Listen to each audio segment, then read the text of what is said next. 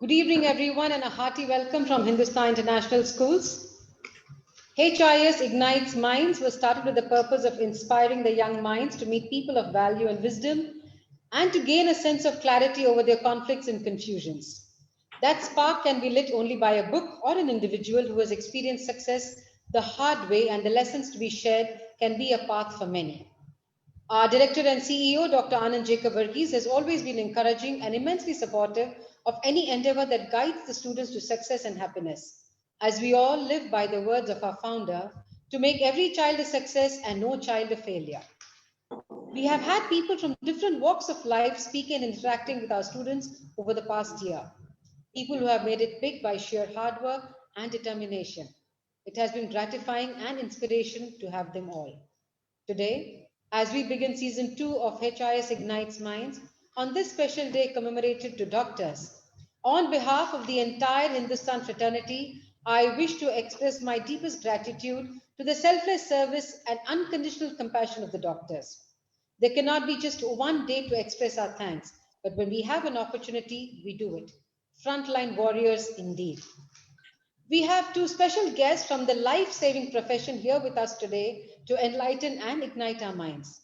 Dr. Deena Raja, all the way from Assam, and Dr. Sikand from Chennai.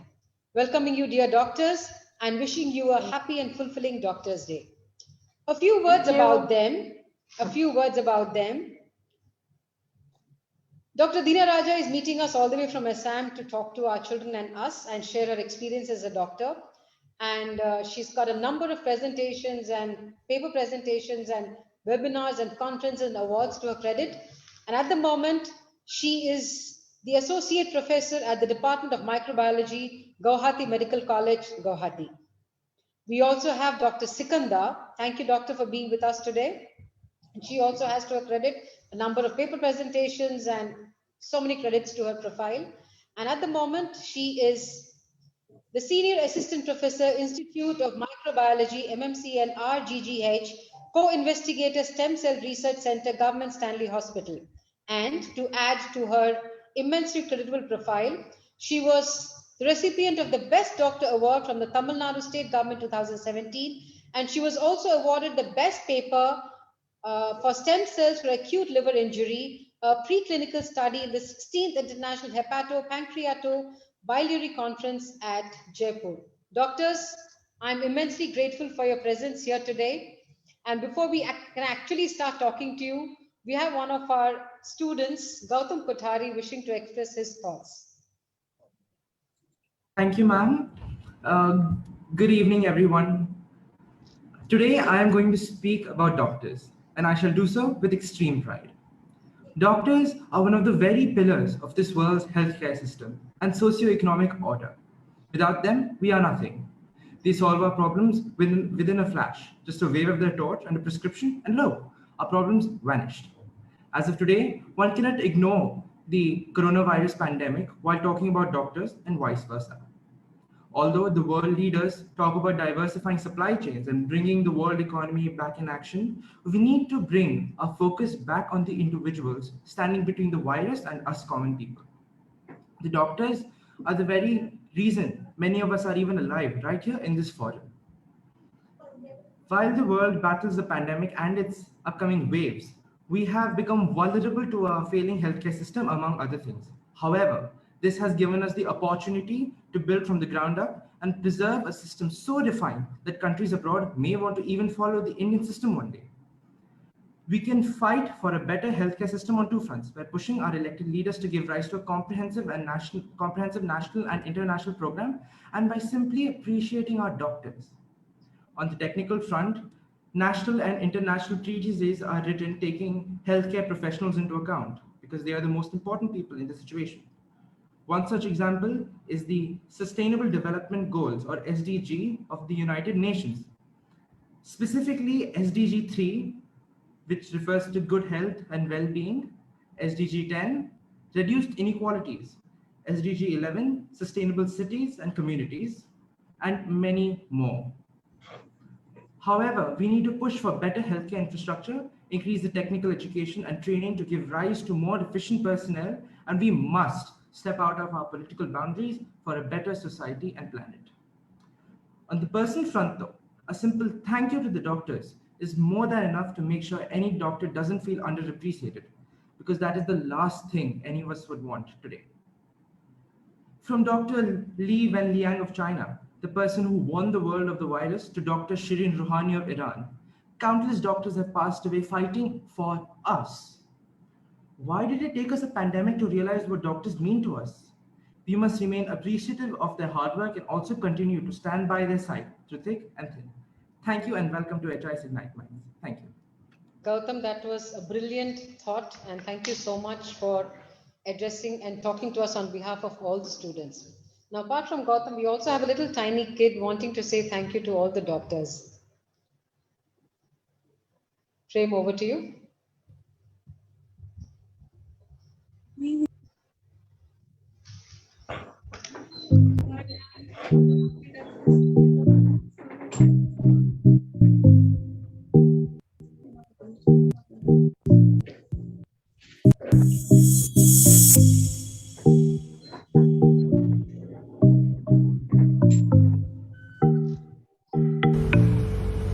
Hello, I'm Dr. Ayan. Happy Doctor's Day for all the doctors near and far.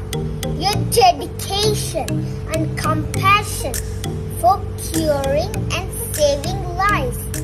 That's what makes the world a better place. Happy Doctor's Day. I know it was a very tough time for all of us fighting Corona. Beware, the third wave is on the way. But don't panic. Just remember few steps to eradicate Corona. 1. Eat healthy food and be strong. 2. Wear mask before you step out of your home. 3. Avoid places which are very crowded. 4. Wash your hands with soap and water. 5. Stay home safe and when you are feeling unwell and get immediate medical care. 6. Get vaccinated at your turn. It's not just the responsibility of a government or a doctor.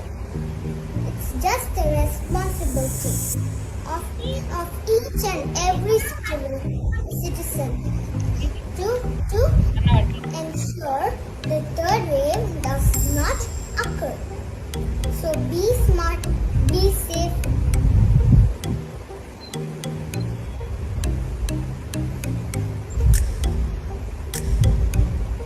Take care. Bye-bye. That was Ayan, Dr. Ayan in the making. And I think in the worst and best of the situations, it's only children who can make us smile. I'm sure my doctor friends will also agree with me. Now, Dr. Sikanda and Dr. Dina, before I actually go into the program, I will have just 2 questions for you. And after that, my children will take over. My 2 questions for each of you is, the question which I ask everyone, in fact, is what inspired to take up this profession, which is so tedious, so taxing, so demanding, and yet you all do it with all smiles and all cheer and happiness. Dr. Dina, may I please begin with you? Thank you for the introduction. Thank you, student. Thank you, Bharti. Thank you, Ayan. Little Ayan was so beautiful. I'm really enjoying this show. Okay, so Bharti and myself, we studied together in primary school. We grew up together, and then she knows me very well. And what fascinated me to become a doctor was this caring for people, the compassion that is there in the doctor and patient relationship, and then helping, which is, in an incredible, significant way. I wanted to be, there to help people. And isn't medicine fascinating? Isn't it? to know about, how the human body, the body parts and how it works and why the diseases are caused and how the doctor, how it is cured. So it was very fascinating. So I tried my best. I came from after class 12, I came back home and I studied to become a doctor because I just wanted to become a doctor and then to feel what it is to be a doctor. And also the respect, and the doctors used to treat us, we always, look up to them, and then with respect. And that had a very, it stole my mind. So that is when I wanted to be a doctor. And there is never a dull moment, isn't it? As a doctor, there's never a dull moment. So now in this pandemic, which is showing, doctors are everywhere. I'm in the laboratory here working, it is open for 24 hours. And then, in batches, they come and work. They just come, wear PPE, go inside. All the samples are coming, around 500 to 1,000 samples coming from different districts. And they're all, even I will go inside, and then they are all, processing, and then, and all are waiting for the results of this, the molecular lab, to start the treatment. So, and then we get calls. And also, so this is very fascinating, it is fascinating. It is a real hard work. We put in a lot of effort, but it is also very nice when you are help to others. So service to mankind is service to God, isn't it? So in this way, I wanted to serve, and I took up microbiology, and now microbiology is there everywhere. And in this pandemic, it has become a very important part in this whole show.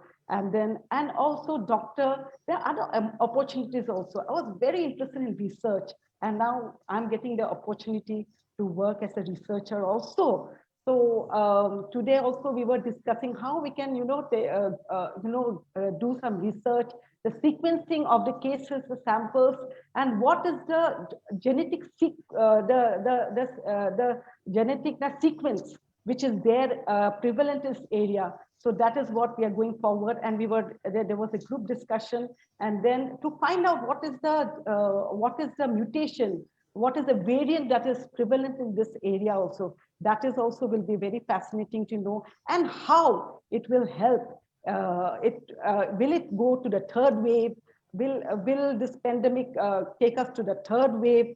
So according to the mutations that is taking place and the sequence. So that also becomes very fascinating. So taking all these things together, and also, that is what made me take up this profession.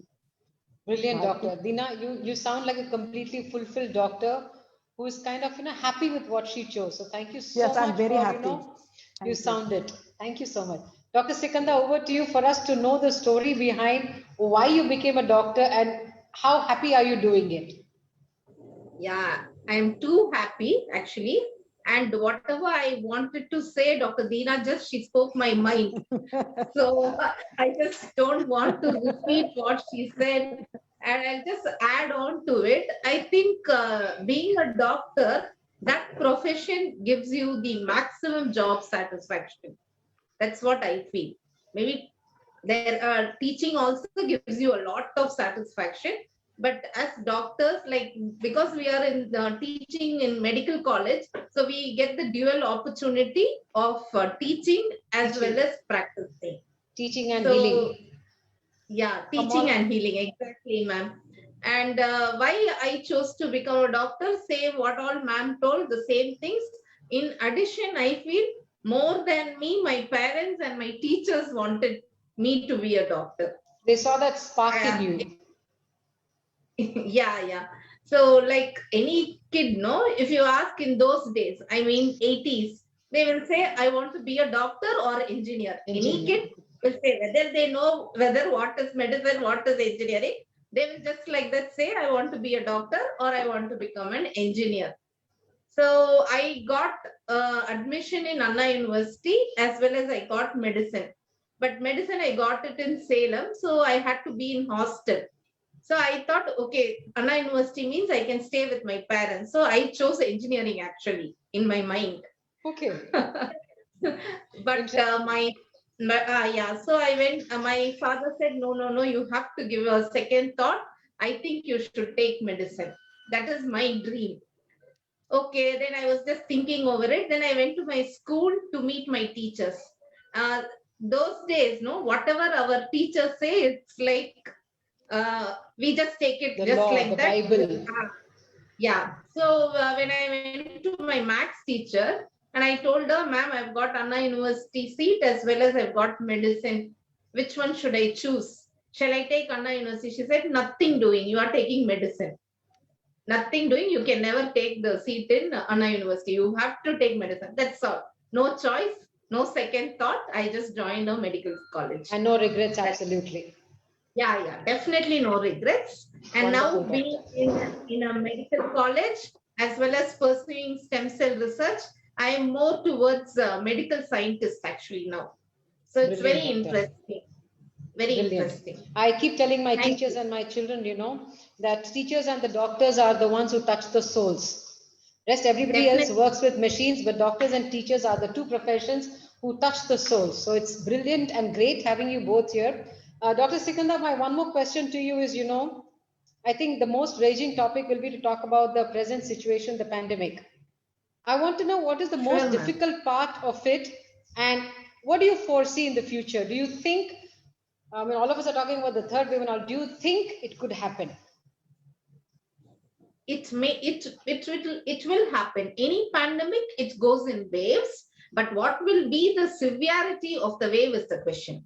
I think if there is good vaccination coverage, the third wave may be a little not so bad as the second wave.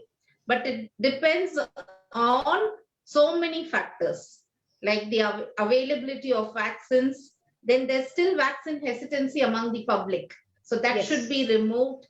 So much. And also the cooperation from the public, though the government is doing so much, but if the public don't cooperate, it will go beyond our control. If everything is in place, I think we should be able to fight it back. It will go in waves and then it will become endemic. Endemic, okay. Let's hope for the best. Let's hope for the best. Probably we keep all that you said in mind. The fear of not, Yeah, the fear against the vaccination, all the protocols and all the safety measures. Right. Yes, ma'am. Right, Dr. Sikandar. And Dr. Deena, I think Dr. Sikandar just mentioned, the fear of vaccination. And what we notice is, we have choices from, various vaccinations that are coming up. How do we choose and how do we get over the fear of vaccination? Doctor, you need to unmute, please. So there's now at this point of time, when there was the first wave, there was nothing to protect us, isn't it? But now there's something to protect us. We were waiting for the vaccine, and when the vaccine has come, I think whatever it might be, Covishield, Covaxin, Sputnik, Moderna, there is, the efficacy which it involves, it is around 65 to 90%. So there should not be any hesitancy, and anything, Covishield, Covaxin, anything is good enough. And whatever is available, you just have to take it and then protect yourself, because there's always in the first dose of any vaccine, there's 51% efficacy. After the second dose, after 14 days, that is after 14 days. And when you take the second dose, after 14 days, there'll be 95% efficacy. So in any case, from 60 to 95%. So it's any vaccine, just whatever is available around, you just take it. So without choosing anything. How do you get over the fear of getting vaccinated, which is much prevalent amongst the citizens and the people? I know there should not be any, there should be, awareness through media, through the Anganwadi workers, through students, through, I'm talking to you, I'm talking to the students. So students should, should also tell around in a neighborhood, they should go, they should help, and they should be, they should feel that they should, they should spread the message that we are telling, and whatever I think they're intelligent enough, so they should spread the message and tell everyone. And also their workers, also government is also doing their best. And the fear should be, I know it decrease with days to come. because the media should also raise this awareness that those who are not vaccinated, they are dying more. You know, the death rate, the mortality is more in them, and now also the Delta variant which has come. So now Delta plus. So there are now 51 cases, I think, now 51 cases, but there is only a few deaths, and few deaths, 1 or 2 deaths, and the one who died was not vaccinated. Rest all, it is just like the mild and moderate. So, so this message should go to the public, you know, and the government, and also it's not only the government, the individual should be responsible. We all, each citizen should be responsible for this pandemic. And if we take and vaccination is just a weapon, you know, it's a very strong weapon. There are no other weapons. So this is a very strong weapon other than the COVID protocols. So I think there should not be any hesitancy if the awareness, if they're educated in this way, you know. Brilliant. Dr. Dina, my children are getting ready with the questions. What has been your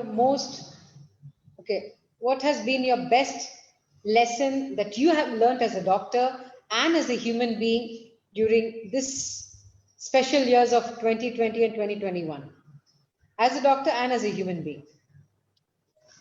Yeah, so this pandemic has taught, you know, to see people losing their loved ones.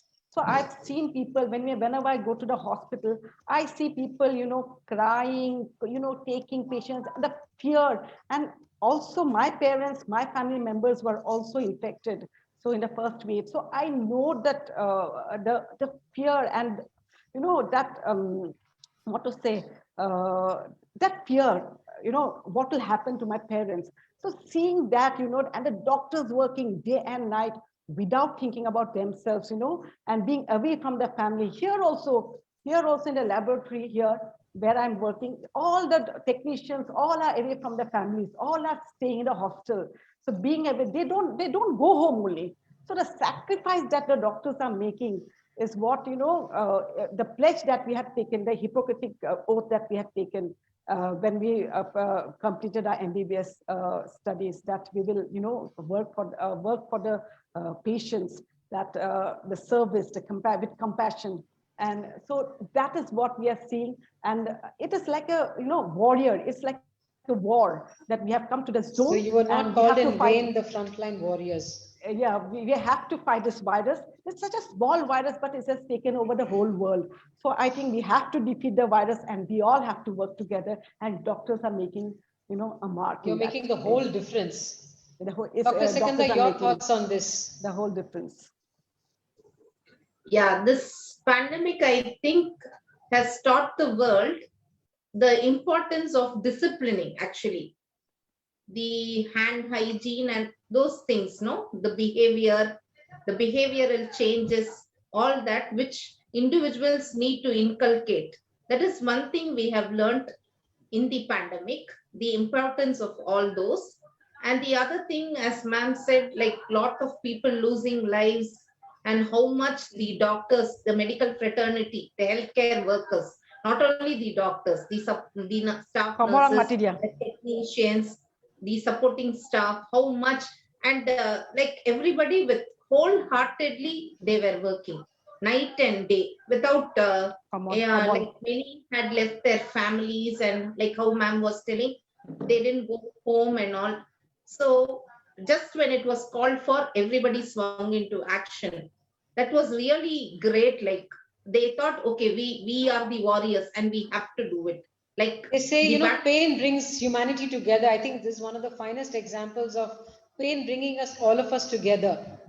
And yes, as you rightly said, it reminded us of our basic hygienic habits, which we had somewhere forgotten. So it's got us back to it. Yes, ma'am. Lovely.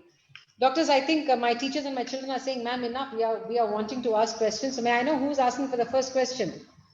Susan, ma'am, would you like to ask? She's our principal from the Padur campus, and she herself is a biology teacher. Is she there? No. Yes. I'll ask my students to ask. Let the students ask. That's better. Fine. Ananya, can you ask a question? Arini? Children, you got Yes. to unmute and ask.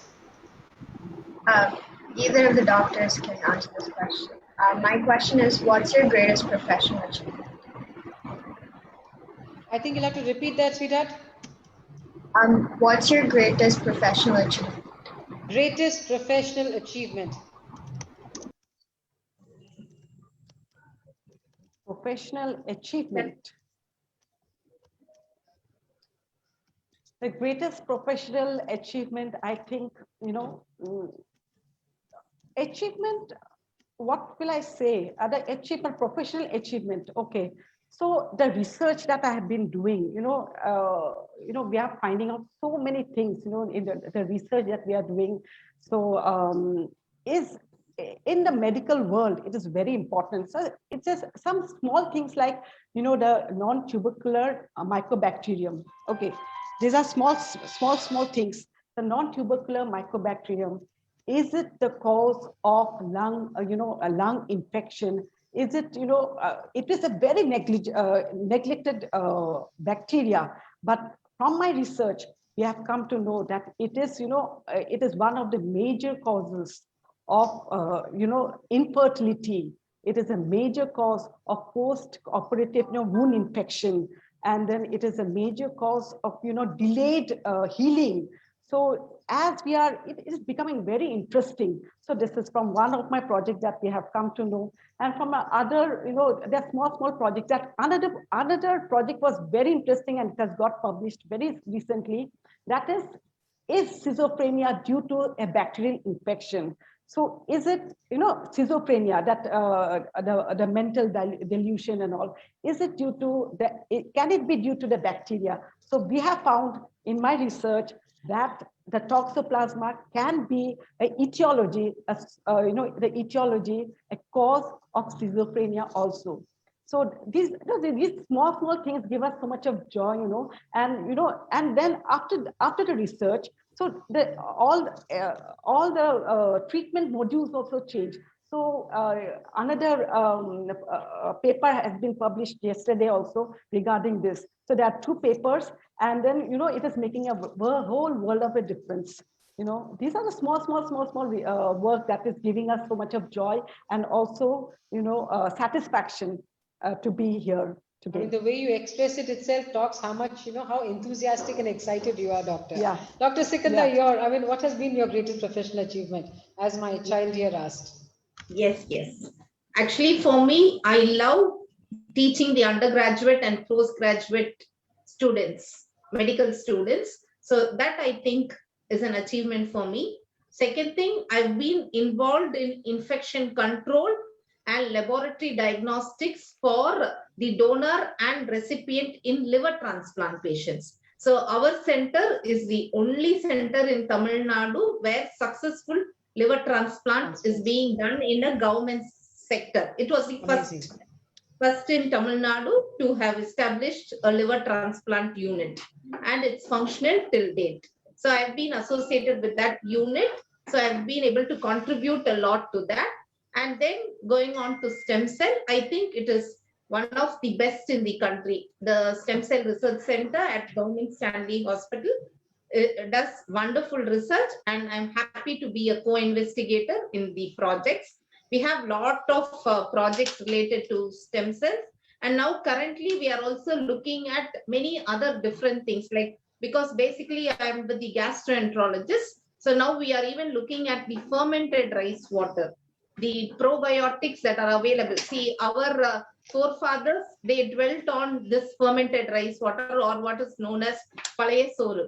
Yes. So they had that and they stayed healthy for a long time. But now, because of the westernization and modernization of diet, we have forgotten all those. So yeah, so we have started to do research on that and find out what is so good about that will be useful. Like, we are even checking the benefit of patients suffering from inflammatory bowel syndrome, irritable bowel disease, whether this fermented rice water could be beneficial instead of medications and surgery, whether this will be useful. That is a part of my research too. So There's so much of secret and so many good things in our, ancient habits and practices which we have somewhere lost. Yes, It's ma'am. good that, we are going back to it and gaining benefits from it. Wonderful, doctor. I think we have a student called Ashrita who wants to ask a question. Ashrita, go ahead. Yes, ma'am. So I'm Ashita from grade 12, and this is sort of a silly question addressed to both the doctors here. So, what is a moment in your entire career? What was a moment that med school did not prepare you for? I like it. Ashrita, repeat it loud, child. Yes, ma'am. So, in your whole careers, what was the moment that medical school did not prepare you for? Medical school did not prepare you for. Like you've gone through your series of, medical studies and all that, but what was that moment when you felt that, I'll tell my you. degree I'll or tell my you. studies did not prepare me for this? Okay, Dr. Dina, you're taking it up? Okay. Yeah. So when when we heard of COVID-19, okay, when we heard of COVID-19, Wuhan, so it was in December 31st, and we didn't give a lot of importance because it had started, in US and Europe, and we were laxed and all that. We were not that prepared. And then when it came here in January, when it came here, and then I was put in the spot the medical fraternity here was not prepared at all. So me being a microbiologist, they told the three heads, the head of the Department of Microbiology, head of the Department of Community Medicine, and head of the Department of Medicine, to prepare and, to prepare the faculties for this COVID, to at least know what it is. So my head of the department, she said, Dr. Tina, you take this responsibility because I have some work.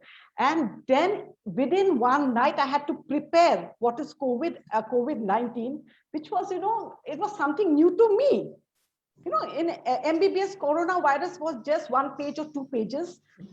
We used to skip respiratory virus, disease is a virus, coronavirus, and it was just 2 pages. And we said, okay, like that MERS, SARS, corona, and we used to skip. It was not very important.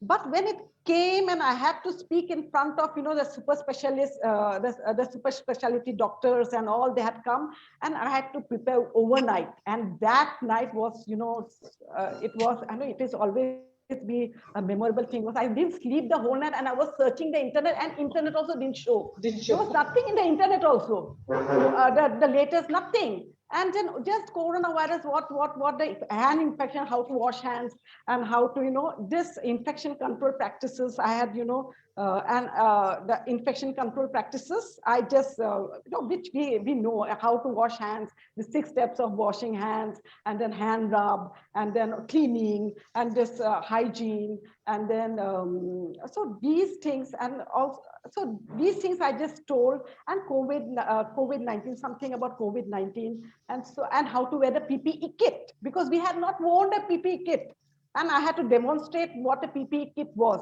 And then I had to, call someone. The PPE kit was given to me, and because I had gone once for the Ebola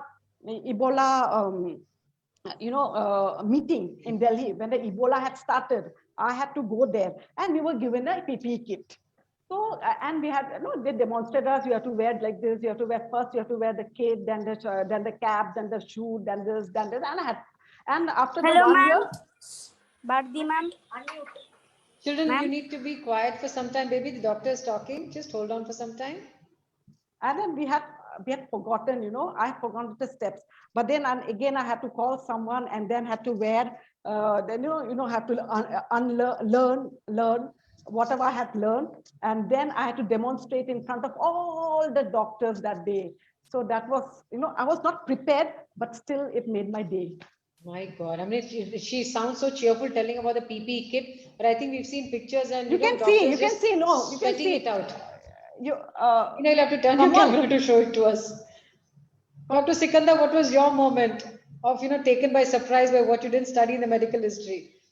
Actually, this pandemic, we just learn as definitions. What is an epidemic? What is a pandemic? We have never seen a pandemic, So So basically this coronavirus has taken everybody by a shock, including the Yeah. medical fraternity. Yes. Oh my God. So how to deal with this pandemic? We were all perplexed actually initially. Then to put Arup, things come in on, place and get started itself, it took us It took some time, I Come think, on, for the madam. doctors also to But realize the now I intensity. think like first week we found it. Hey, I'll just show. Yeah, pandemic only now.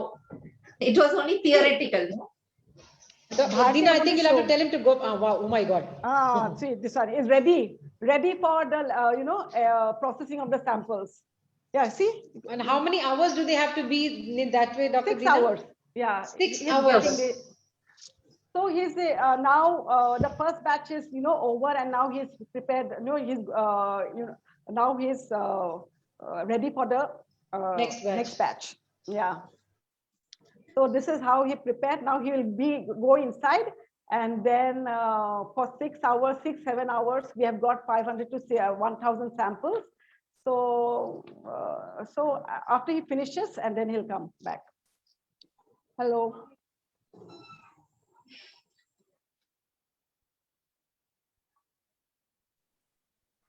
I think Bharti ma'am has a technical glitch.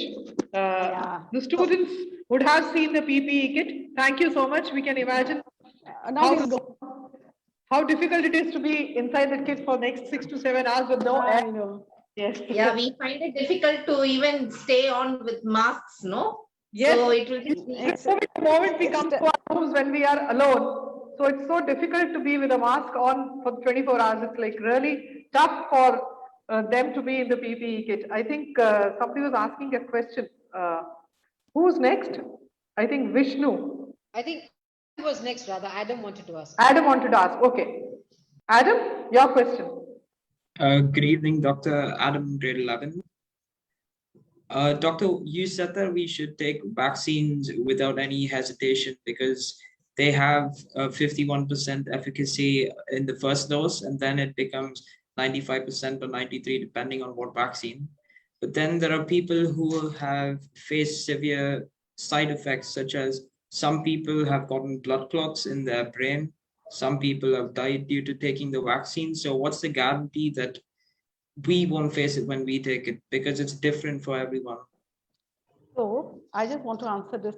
The risk of taking, of not taking a vaccine is more, or the risk of taking a vaccine is more. You have to balance it out. You have what percentage of the population has got the complications, okay, and severe complications. And then without a vaccine, if you are infected, you can imagine, you can even die, without. So you have to measure the risk factors. So is it with vaccination you are safer, or without vaccination you are safer? But blood clots, I don't think it's just a very, very less percentage of cases, just maybe 0 point something. So it is less riskier. So I think you have to balance the pros and cons, and then you have to go ahead. Okay. So blood clot is not a very big risk, not at all. That is why. Dr. Sikandar, would you like to add on to what Dr. Dina said? Yeah, and all this, whatever complications he is telling, is not proven also. They say probably, it's only a probability. And as doctor pointed out rightly, we have to weigh the risk-benefit ratio. When the benefit is more, we should go ahead with the vaccination, no doubt about it. We need not have a second thought. That is extremely See, clear actually, from both the doctors. frontline workers, no, we were vaccinated first. So we were standing examples. See, if there was risk, we wouldn't have taken. Actually, I took the vaccine on Jan 16th, the day when it was launched in our country. Yeah. So I also have taken on January because we didn't know, but still, and then the next day, I took the vaccine, and next day I ran a 10 kilometer. So, there was nothing, I just felt normal. So we've got a double confirmation now. And we have Adrika coming up the next question. Adrika Krishna Kumar. What is the most happiest thing you did in the hospital? Most happiest thing? inside a hospital. Adrika, do you want to ask the doctors when do they feel most happy inside the hospital? Yes. Yes, doctor. Yeah, we feel most happiest when a patient treated by us goes home happily. Yes, of course. That is the thing. How fulfilling. Adrika, thank you Yes. for that. Drishti Mishra, you're going next. Yes, good evening, doctors. So, my name is Ishi Mishra. So, I had a question which is not so related to COVID. It is actually based on a report. Recently, in 2020, two scientists and doctors released a report and articles which was titled The Death of the 2045. In that, they have suggested that by the year 2045, the death would be optional, like how we have illnesses and stuff like that. That would not happen, these illnesses and biological things. And they have actually given a huge report, which I won't be able to narrate it out here right now because it's very detailed. But some of the things they have said are like turning bad genes into healthy ones, eliminating dead cells from the body, repairing damaged cells, and they have done some researches on DNA, etc. So, and I wanted to know what is your take on this topic? Like, what do you think about this as a doctor?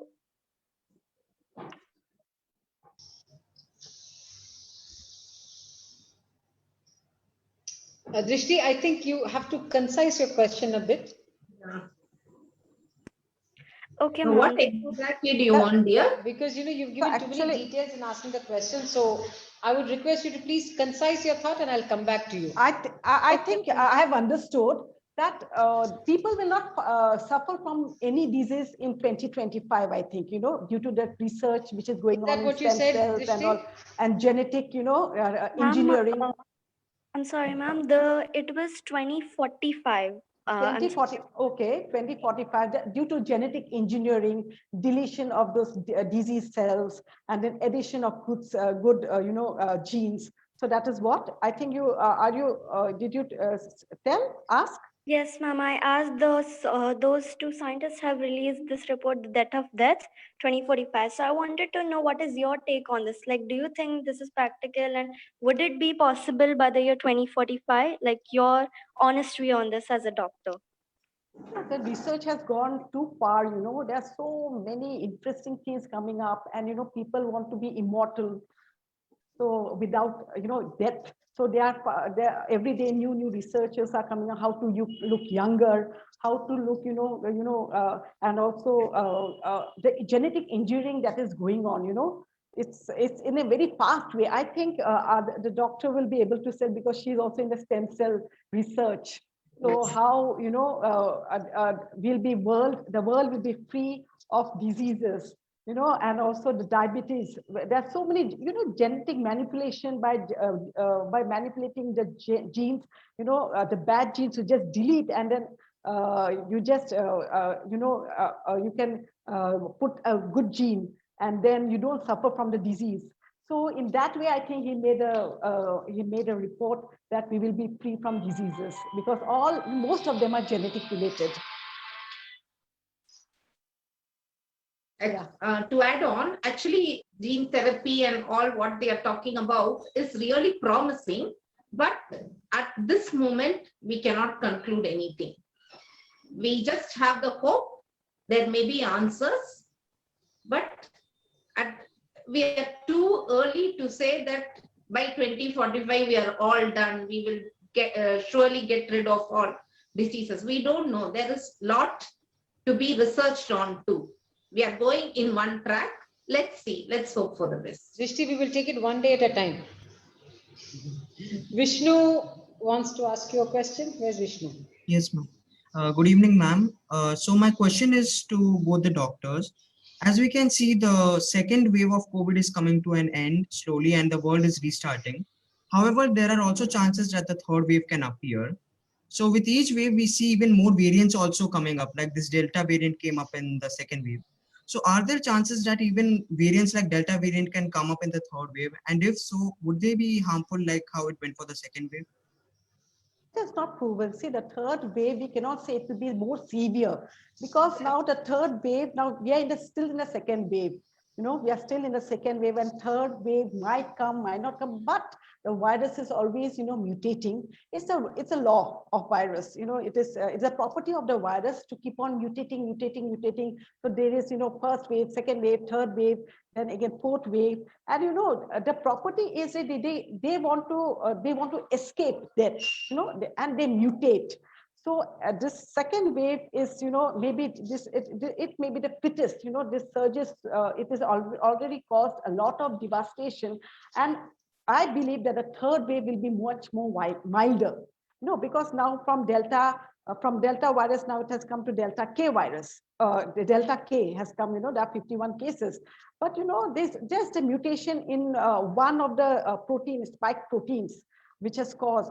But what has been seen that all the patients, it's a milder form. You know, there's a genetic sequencing going on now in a very big way. So all the patients that the samples which were taken from the patients, they all are doing good. You know, they are still doing good. And the third wave, what will come, actually, we don't know. They're just predictions, assumptions that it might have, but they are assuming so that we are better prepared.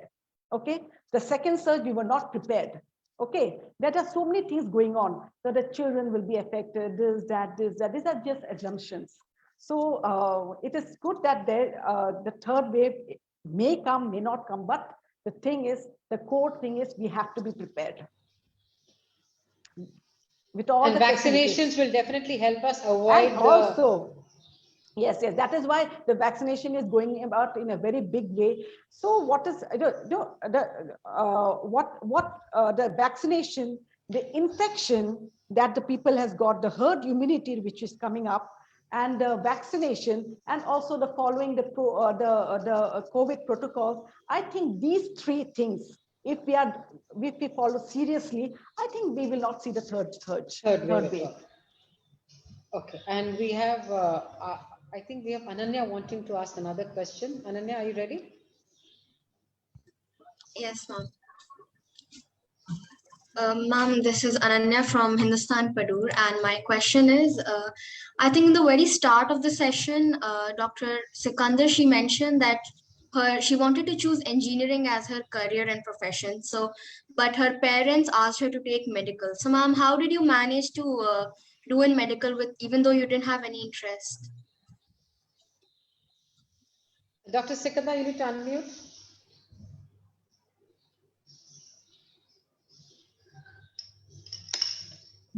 No, it's not that I didn't have interest in medicine. It was just that engineering was in Chennai. I can stay with my parents and I can pursue. And I like maths and physics more than biology. But it was not that I didn't like biology. Okay, thank you. Arshia or Janita? Arshia and then Janita.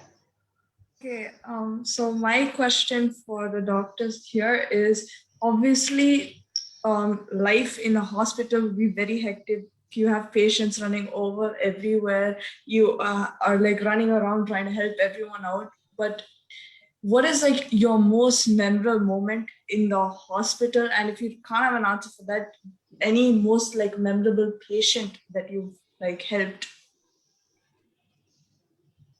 For me, it was a liver transplant recipient. So we actually we do from donors, okay, cadaveric, brain dead donors. We take the organs, harvest the organs, and do liver transplant. So one of the donors, from that donor, we had taken liver at our center, and kidneys went to 2 other centers from the same patient. So in my lab, I diagnosed the donor to have infection with mucormycosis, what now we are very commonly talking. So septicemia due to mucor. So I identified that, and immediately I told the clinician. So they immediately started the recipient on amphotericin B, and we were able to save the liver transplant recipient, and he went home safe. But the other two transplant recipients, wherein they didn't identify this mucor in some other hospital, they succumbed. So I felt very happy that I have saved the liver transplant recipients. So that was a very happy moment for me. How thoughtful. Dr. Dina, yourself? Yeah, being in a diagnostic field, when a patient comes with very vague symptoms, fever, the swelling of the feet and then swelling of the hands, and then pyrexia of unknown origin. So, so to give the diagnosis, to give the correct diagnosis for the correct treatment, so that the patient gets the correct treatment, that is, gives a lot of satisfaction. The physicians who are treating, they also don't know, you cannot just vaguely give medicines. You cannot give us something so broad. So like, like filariasis, the patient comes with swelling of the feet and all. So to diagnose that the patient is suffering from filaria, to see under the microscope the microfilaria, moving around, and to give the correct diagnosis so that the patient can have the correct, treatment. So that gives a lot of satisfaction. And so these are small things. And also, as you can see the mucormycosis. To the patient, they just send the physician working there just send the samples and to diagnose that it is due to mucormycosis. And so this is mucormycosis from the sample. So that diagnosis, to give the correct diagnosis, gives a lot of satisfaction. My God, such minute things you all have to remember, and then you create magic in all our lives. Wonderful. Janita, are you coming up next with your question? Good evening, ma'am. I'm Janita. When are they going to give vaccine for children below 18? Good question. Related question. Yeah. So a lot of research is going on, and in US already trials are on, and in India also this Covovax. So trials are going to get started for children. Then at the end of the trial, maybe for children in the age group of 12 to 18, you may get vaccine shots. But doctor, is it going to go below 18, 12 and to all the infants also, or is it, I know trials are very essential. It will be 12 to 18 years. First, it will be 12 to 18 years. Okay. And then it will go stage-wise down. But has it been successful? They are already doing the third stage, they have already started the trial, and so we will get to know. Okay. Sounds very, positive and good about it. Yeah. Lot of promise is there. Yes, and the doctors are there to, to fight out any situation with a strong human will. Yeah, because of Pfizer and all, no? Sri Charan? Yes, ma'am. Yes. So, good evening, doctors. Sri Charan, grade 10 of Hindustan International School, Guindy. So, my question can be more relatable to both the doctors, to be honest. So, which was the time when you actually gave up and your patient was in a really critical stage? Sri Charan, can you just repeat it, son? Okay. So, when was the moment when you had lost hope and your patient was in a critical condition? Actually, we never give up. We never give up.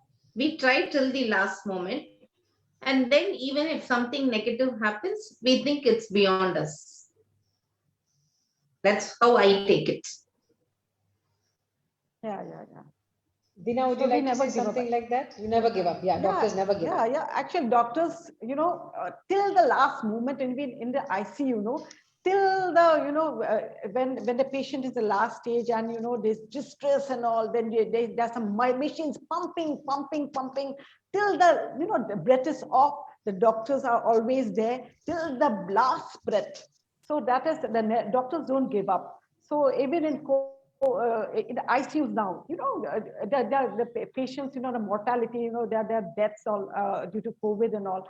But the doctors are all around, till the last moment.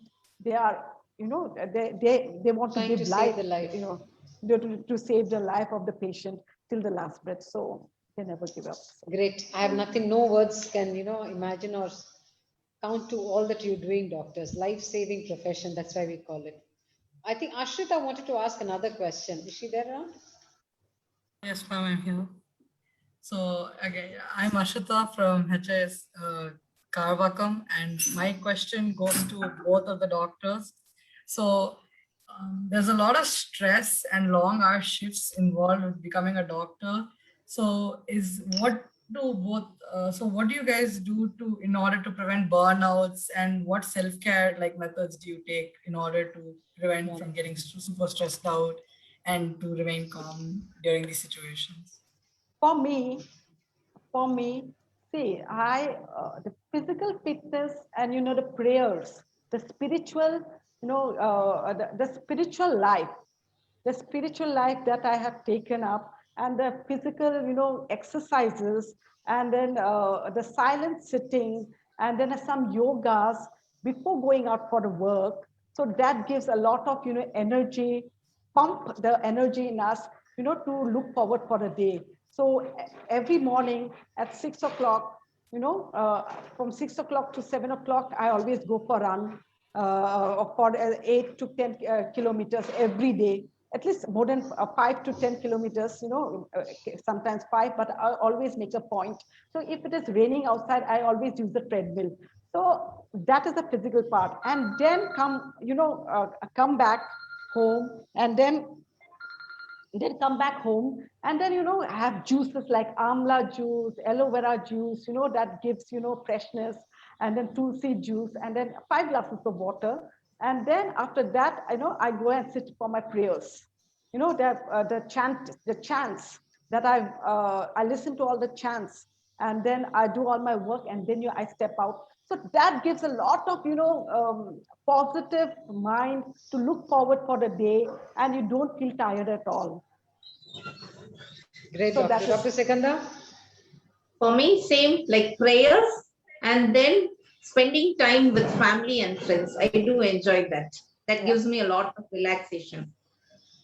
Prayers, physical fitness, and family. The 3 mantras to the. Did you all notice children and teachers? They look more fresh than any one of us out here. And believe me, I think they all must be, they must be this way throughout, because they've got it so much into them, that yes, we have to save lives, so we'll take care of ourselves, and we will be there for everyone around us. Right, doctors? So let's carry a few lessons from these 2 wonderful doctors whom we have met. Do we have any more questions coming up?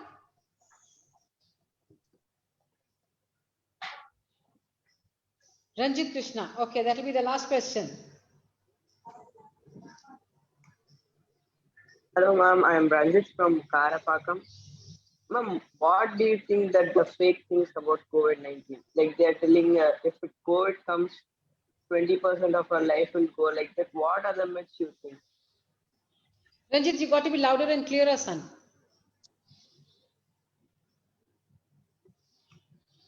Ranjit?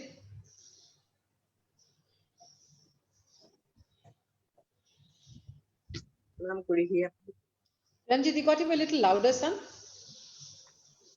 Ma'am, could you hear me? Yes, now you're fine. Yeah. Ma'am, what are the myths that you think that are fake about COVID-19? COVID-19, huh?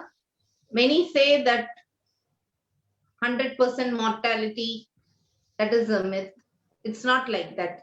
In most, you escape. Only very few, it's going to be severe COVID illness.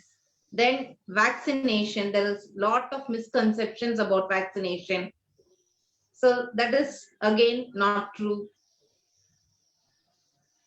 And many say once you get COVID, you're going to, that is the post-COVID period is going to be very bad. No, I have seen many doctors after COVID, they join duty in 14 days and they are back and fresh and working with all energy.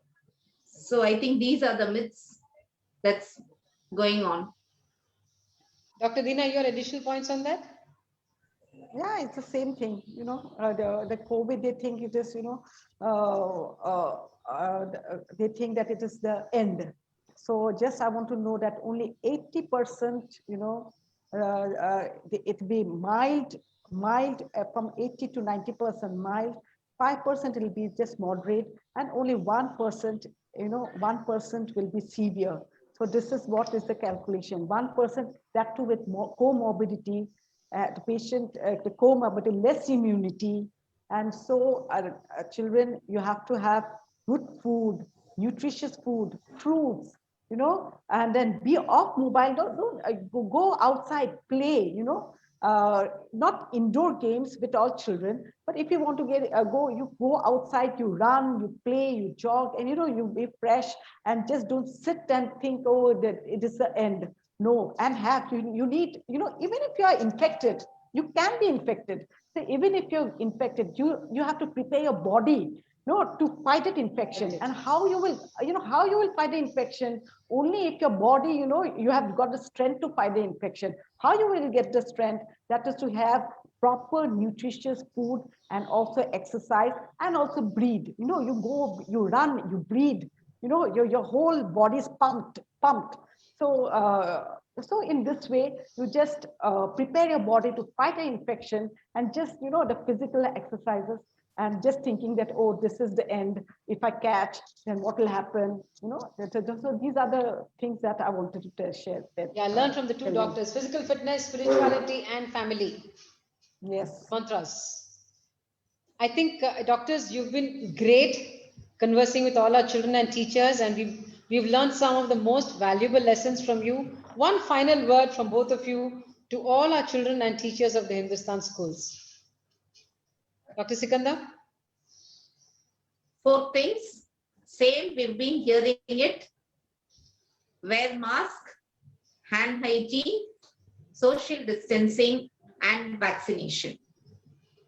Yes. Doctor, not just for the pandemic, for life, I want you to say something. Because this COVID will go, I know that. But for life, I want you to tell us 2-3 precious things. Enjoy life. One thing is focus. Focus what you want to be. You never lose your hope. Whatever you dream, you dream, and then you fulfill, and you go towards your dream. So let it be a goal, and with determination, dedication, with a sincere effort, you will reach the goal. So you just fly, dream, and you will reach it one day. Wonderful. Do everything with a passion. Yeah. Focus, passion, love, and plus all the tips that they've given. Doctors, I really can't thank you enough for being with us today. I know one is from the lab, one is from the office, and taking very precious time out of your busy schedules have come. Spend time with us, with our children and with our teachers. On behalf of all of us from Hindustan International Schools, a very, very, very special thank you to you. Heartfelt gratitude. And may I pray that may your tribe increase, may all my children be inspired by your lives. And if my colleagues, Radha ma'am and Susan ma'am, would you like to add something more to what we are saying? Just a heartfelt thanks, and do everything with passion, like both of them said. Absolutely. Love and focus. Thank you so Susan, much, Dr. Susan Sikandar ma'am. and Dr. Thank you for Really, the it is a great inspiration for all the children. Actually, their positiveness. Actually, we can take it for the years to come. Best wishes to all of you. God bless and stay safe. Thank you. I think, we always meet doctors either in the laboratories or in the hospitals, but it's nice to see 2 doctors come and talk to us like normal human beings, but who have made it big. So I'm sure many of our children here are inspired to be like you, and wishing you both the best in life. And once again, thank you so much for being with us on this very special day, and happy Doctor's Day to Dr. Sikandar and to Dr. Deena. Thank you very much. Thank Thank you. you. Thank you. Really enjoyed. Thank you for this opportunity to meet you. Thank you. Thank you, children. Okay. Thank you, teachers. Till we meet again. Stay safe and stay Thank you. happy. Thank you. Thank you.